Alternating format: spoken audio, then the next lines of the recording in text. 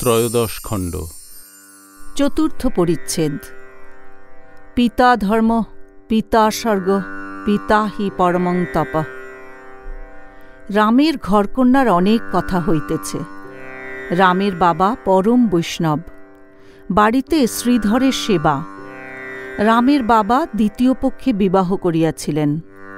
রামের তখন খুব অল্প বয়স। পিতা ও বিমাতা রামের বাড়িতেই ছিলেন, কিন্তু বিমাতার সঙ্গে ঘর করিয়া রাম সুখী হন নাই। এক্ষণে বিমাতার বয়স 40 বৎসর। বিমাতার জন্য রাম পিতার উপরও মাঝে মাঝে অভিমান করিতেন।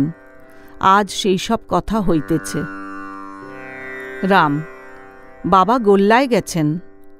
শ্রীরামকৃষ্ণ ভক্তদের প্রতি: শুনলে, বাবা গোল্লায় গেছেন, আর উনি ভালো আছেন।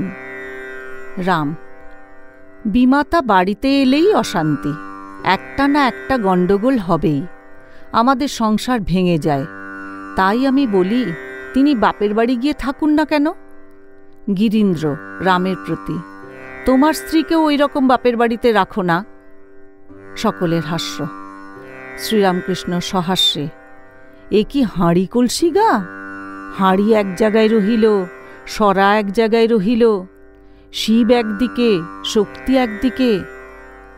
রাম: মহাশয়, আমরা আনন্দে আছি, উনি এলে সংসার ভাঙবে এরূপ স্থলে। শ্রীরামকৃষ্ণ: হ্যাঁ, তবে আলাদা বাড়ি করে দিতে পারো, সে এক। মাসে মাসে সব খরচ দেবে।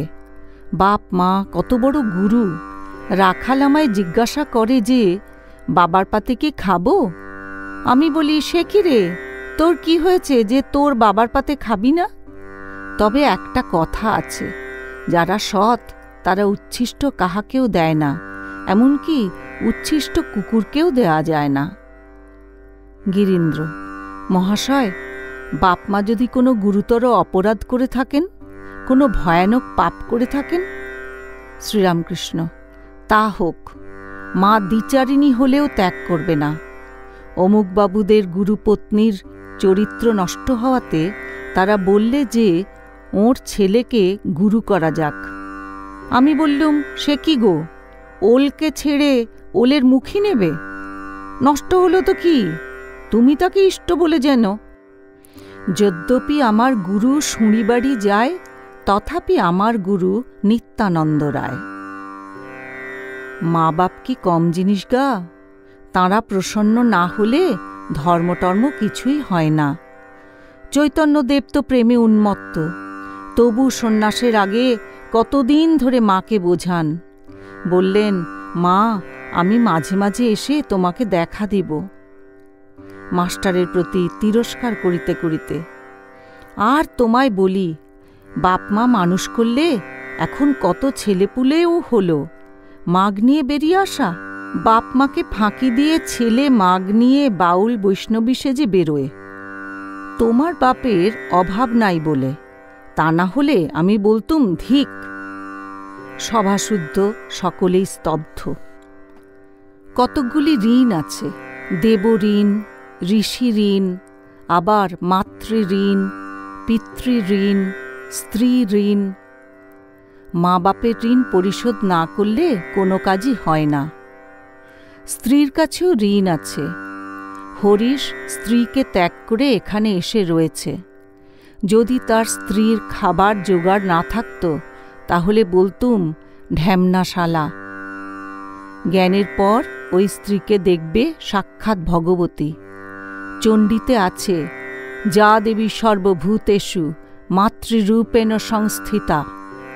তিনি মা হয়েছেন। যত স্ত্রী দেখো সব তিনিই। আমি তাই বৃন্দেকে কিছু বলতে পারি না। কেউ কেউ শোলক ঝাড়ে, লম্বা লম্বা কথা কয়, কিন্তু ব্যবহার আর এক রকম। রামপ্রসন্ন ওই হঠযোগীর কিসে আফিম আর দুধের জোগাড় হয় এই করে করে বেড়াচ্ছে। আবার বলে, মনুতে সাধু সেবার কথা আছে। এদিকে বুড়ো মা খেতে পায় না, নিজে হাটবাজার করতে যায়। এমনি রাগ হয়। তবে একটি কথা আছে, যদি প্রেমোন্মাদ হয় তাহলে কে বা বাপ, কে বা মা, কে বা স্ত্রী? ঈশ্বরকে এত ভালোবাসা যে পাগলের মতো হয়ে গেছে। তার কিছুই কর্তব্য নাই, সব ঋণ থেকে মুক্ত। প্রেমোন্মাদ কীরকম? সে অবস্থা হলে জগৎ ভুল হয়ে যায়। নিজের দেহ যে এত প্রিয় জিনিস, তাও ভুল হয়ে যায়। চৈতন্যদেবের হয়েছিল। সাগরে ঝাঁপ দিয়ে পড়লেন। সাগর বলে বোধ নাই। মাটিতে বারবার আছাড় খেয়ে পড়ছেন। ক্ষুধা নাই, তৃষ্ণা নাই, নিদ্রা নাই, শরীর বলে বোধই নাই। ঠাকুর হা শ্রীচৈতন্য বলিয়া উঠিলেন।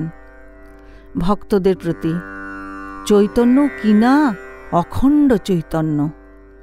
বৈষ্ণবচরণ বলতো, গৌরাঙ্গ এই অখণ্ড চৈতন্যের একটি ফুট।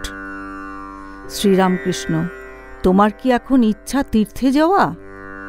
বুড়ো গোপাল, আজ্ঞে হাঁ, একটু ঘুরে ঘাড়ে আসি। রাম বুড়ো গোপালের প্রতি, ইনি বলেন, বহুদকের পর কুটিচক। যে সাধু অনেক তীর্থ ভ্রমণ করেন তার নাম বহুদক। যার ভ্রমণ করার স্বাদ মিটে গেছে আর এক জায়গায় স্থির হয়ে আসন করে যিনি বসেন তাকে বলে কুটিচক। আর একটি কথা ইনি বলেন, একটা পাখি জাহাজের মাস্তুলের উপর বসেছিল। জাহাজ গঙ্গা থেকে কখন কালাপানিতে পড়েছে তার হুঁশ নাই। যখন হুঁশ হল তখন ডাঙা কোন দিকে জানবার জন্য উত্তর দিকে উড়ে গেল। কোনো কুল কিনারা নাই, তখন ফিরে এলো। আবার একটু বিশ্রাম করে দক্ষিণ দিকে গেল, সেদিকেও কুল কিনারা নাই, তখন হাঁপাতে হাঁপাতে ফিরে এলো। আবার একটু জিরিয়ে এইরূপে পূর্ব দিক ও পশ্চিম দিকে গেল। যখন দেখলে কোনো দিকেই কুলকিনারা নাই, তখন মাস্তুলের উপর চুপ করে বসে রইল।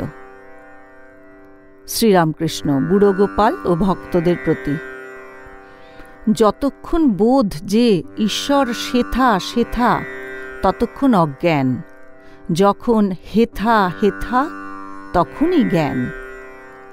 একজন তামাক খাবে, তো প্রতিবেশীর বাড়ি টিকে ধরাতে গেছে। রাত অনেক হয়েছে, তারা ঘুমিয়ে পড়েছিল। অনেকক্ষণ ধরে ঠেলাঠেলি করবার পর একজন দোর খুলতে নেমে এলো। লোকটির সঙ্গে দেখা হলে সে জিজ্ঞাসা করলে, কি গো, কি মনে করে? সে বললে, আর কি মনে করে, তামাকের নেশা আছে জানো তো, টিকে ধরাবো মনে করে। তখন সেই লোকটি বললে, বাহ, তুমি তো বেশ লোক, এত কষ্ট করে আসা আর দৌড় ঠেলাঠেলি, তোমার হাতে যে লণ্ঠন রয়েছে। সকলের হাস্য। যা চায় তাই কাছে, অথচ লোকে নানা স্থানে ঘুরে। ঠাকুর কি ইঙ্গিত করিতেছেন তিনি বিদ্যমান, তীর্থ কেন? রাম, মহাশয়, এখন এর মানে বুঝেছি। গুরু কেন কোনো কোনো শিষ্যকে বলেন 4 ধাম করে এসো। যখন একবার ঘুরে দেখে যে এখানেও যেমন সেখানেও তেমন, তখন আবার গুরুর কাছে ফিরে আসে। এসব কেবল গুরুবাক্যে বিশ্বাস হবার জন্য। কথা একটু থামিলে পর ঠাকুর রামের গুণ গাহিতেছেন। শ্রীরামকৃষ্ণ ভক্তদের প্রতি, আহা, রামের কত গুণ, কত ভক্তদের সেবা আর প্রতিপালন। রামের প্রতি, অধর বলছিল তুমি নাকি তার খুব খাতির করেছ। অধরের শোভাবাজারে বাড়ি। ঠাকুরের পরম ভক্ত। তাঁর বাড়িতে চণ্ডীর গান হইয়াছিল। ঠাকুর ও ভক্তেরা অনেকেই উপস্থিত ছিলেন। অধরের কিন্তু রামকে নিমন্ত্রণ করিতে ভুল হইয়াছিল। রাম বড় অভিমানী, তিনি লোকের কাছে দুঃখ প্রকাশ করিয়াছিলেন। তাই অধর রামের বাড়িতে গিয়াছিলেন। তার ভুল হইয়াছিল, এজন্য দুঃখ প্রকাশ করিতে গিয়াছিলেন। রাম, সে অধরের দোষ নয়, আমি জানতে পেরেছি সে রাখালের দোষ। রাখালের উপর ভার ছিল। শ্রীরামকৃষ্ণ, রাখালের দোষ ধরতে নাই, গলা টিপলে দুধ বেরোয়। রাম, মহাশয় বলেন কি, চণ্ডীর গান হল। শ্রীরামকৃষ্ণ, অধর তা জানত না। ওই দেখো না, সেদিন যদু মল্লিকের বাড়ি আমার সঙ্গে গিয়েছিল। আমি চলে আসবার সময় জিজ্ঞাসা করলুম, তুমি সিংহবাহিনীর কাছে প্রণামী দিলে না?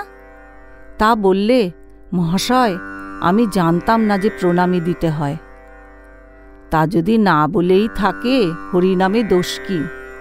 যেখানে হরিনাম সেখানে না বললেও যাওয়া যায়, নিমন্ত্রণ দরকার নাই।